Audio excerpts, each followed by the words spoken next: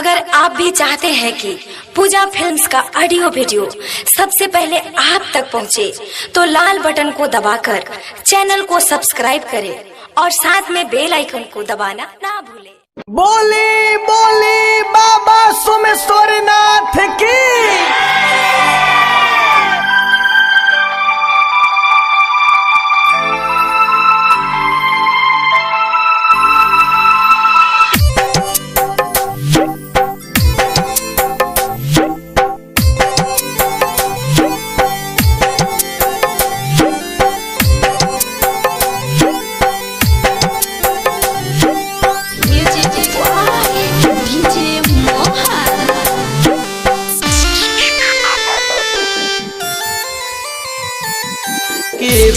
तो हमके बता दो कवना दिशा में बाबा रहेले, कवना दिशा में बाबा रहेले। केहू तो हमके बता दो कवना दिशा में बाबा रहेले, कवना दिशा में बाबा रहेले। ले ले हो चलो हाथ मोरा दोनों, हमके अनोर लोग कहेले।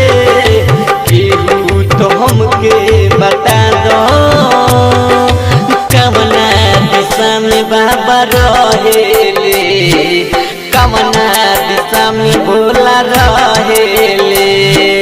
केहू तो हमके बता दो कवना दिशा में बाबा रहेले, कवना दिशा में बाबा रहेले।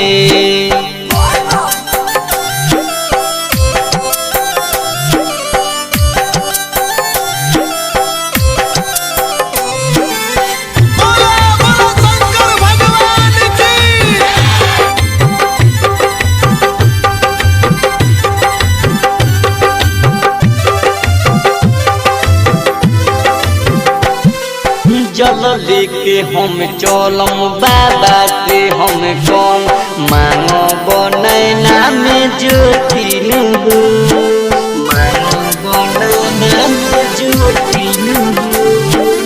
दुनिया जे देख पैती अपने से चल जैती, पेनी के गिरुआ होती हो। तूनो कांवरिया देवघर नगरिया, बोलबम के हवा बोहेले।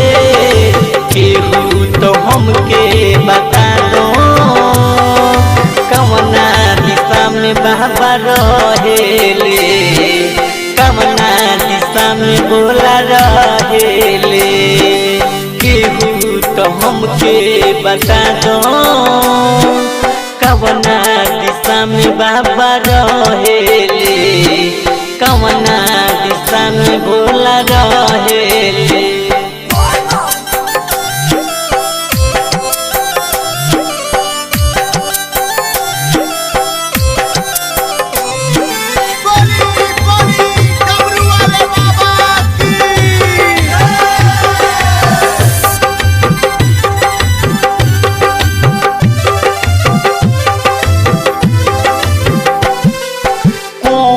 कसूर कोई देखे से दूर मैन, दर्पण ला मनवा हरे, दर्पण ला मनवा हरे। संजय सने ही हो हमरा के लेल चल, गाड़ी जात कादो तोहरे। मारे लताना हुकुमा जमाना, मुनि हमार सल कोहेले।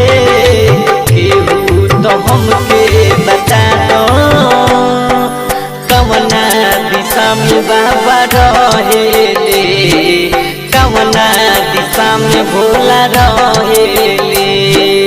केहू तो हमके बता दो कवना दिशा में भोला रहेले, कवना दिशा में बाबा रहेले।